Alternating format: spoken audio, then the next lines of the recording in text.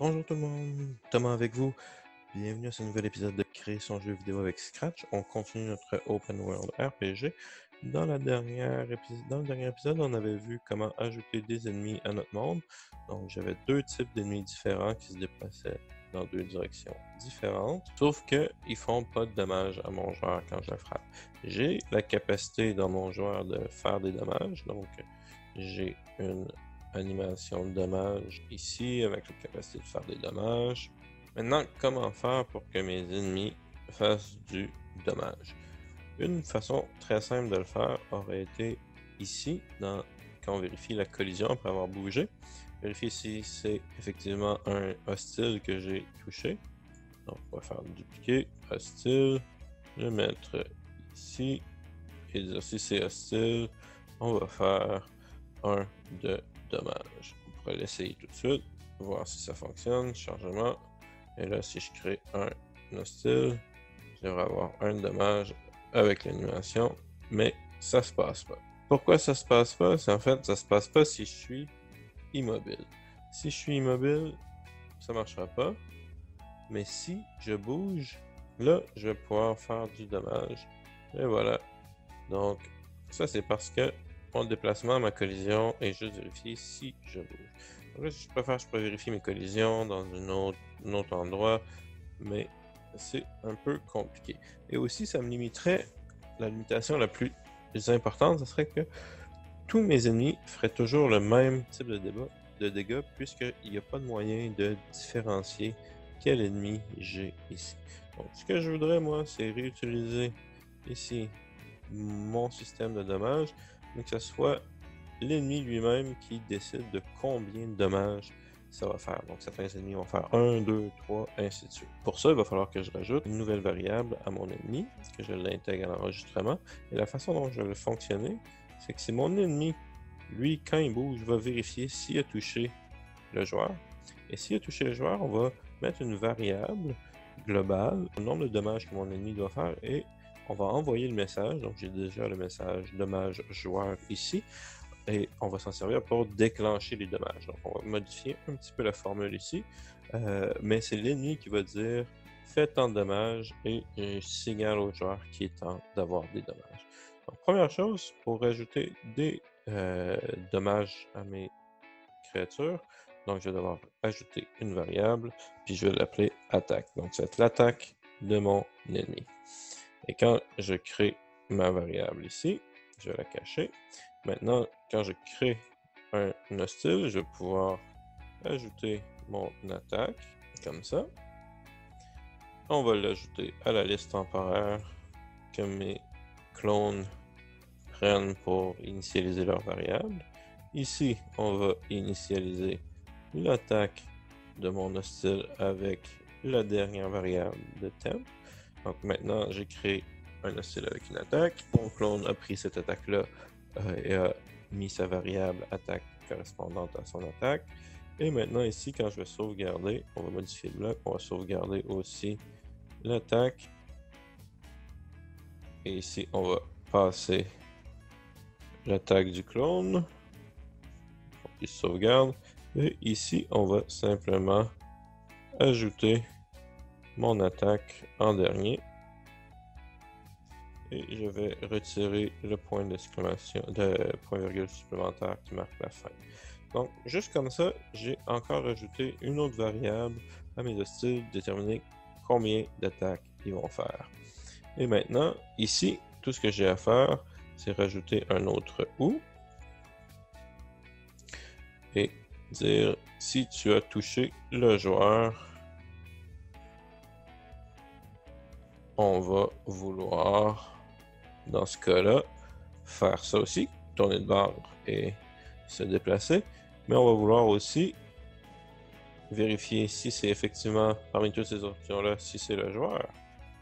Alors, ce qu'on va faire, avant de tourner, on va mettre une variable globale qu'on va faire appeler dommage au joueur. Et ça va être la variable qui va permettre au joueur de savoir combien de dommages il doit avoir. Et on va la mettre dommage au joueur à mon attaque. Donc là, on va faire cette attaque-là. Et là, on va signaler que c'est le temps d'avoir des dommages avec dommage joueur, le message. Donc, maintenant, on doit modifier un petit peu parce que ici, la séquence de dommages, c'est que le bloc dommage fait des dommages, on enlève les vies, on envoie le message, et ici, c'est l'animation. Maintenant, je vais vouloir inverser ça un petit peu, je veux que ça soit tout mon processus de dommage. Je vais utiliser le bloc ici, à l'intérieur, ici. Dans ce cas-ci, je vais supprimer le message envoyé à tous aux joueurs, puisque je ne veux pas que ce soit une boucle continuelle, que le message s'envoie le message et que ça recommence comme ça. Donc, ici, la seule modification que je vais vouloir faire, avant de faire un dommage, je vais vérifier si je ne suis pas déjà en train d'avoir des dommages. Donc pour ça, j'ai ma variable dommage en cours. Je vais m'assurer qu'elle est égale à 0 avant de faire tout ça. Et là, une fois que j'ai mis dommage en cours à 1, ce que je vais pouvoir faire, après avoir mis l'animation et avant de faire le mouvement, je vais pouvoir faire des dommages correspondant aux dommages qui sont en train d'être faits aux joueurs, dommages aux joueurs. Et là, ça va calculer ma vie, ça va mettre à jour mon UI. Et ici, on va sortir de faire l'animation et mettre mon dommage en cours à 0. Maintenant, si on le teste, on devrait voir que mon joueur va être capable d'avoir l'animation de dommage. Mais on remarque aussi que je ne reçois pas les dommages en question.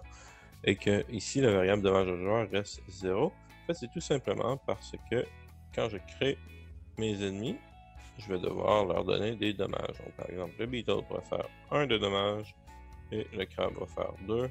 Pour tester un petit peu plus longtemps, ce que je vais aller faire ici, c'est quand j'initialise mon joueur, je vais mettre au moins 5 vies maximum pour avoir plus de vie. Ici, maintenant, je teste. Je peux avoir un dommage avec le Beetle. Et si j'ai le crabe, je devrais avoir 2 dommages. Et voilà.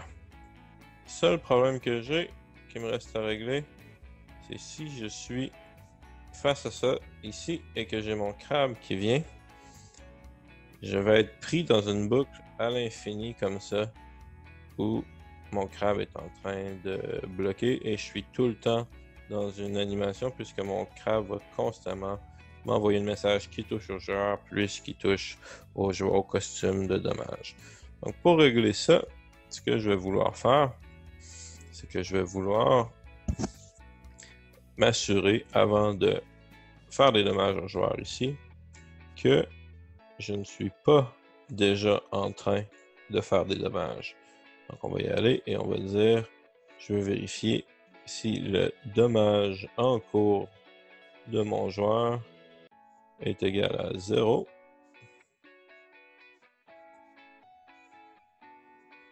En plus de savoir si je le touche. Donc comme ça ici, je vais avoir la possibilité de me faire frapper par en haut par le crabe. Et puis là, il va rester comme ça ici. Je perds mes 2 vies. Et même si il y a encore le petit problème où il reste là, au moins ça reste pas pris dans l'animation. Et quand j'ai perdu toutes mes vies, c'est game over. Donc maintenant, il y a une façon de perdre le jeu en se faisant toucher par nos ennemis, puis qui déclenche l'animation, et nos ennemis peuvent faire différents dommages dépendamment de l'ennemi. Merci beaucoup. Si vous avez aimé, likez la vidéo, abonnez-vous à la chaîne. Et je tiens à vous mentionner que la fréquence des vidéos de cette série-là va diminuer. Avec la rentrée scolaire, on va commencer à donner plus d'activités en personne à la bibliothèque pour vous tenir au courant.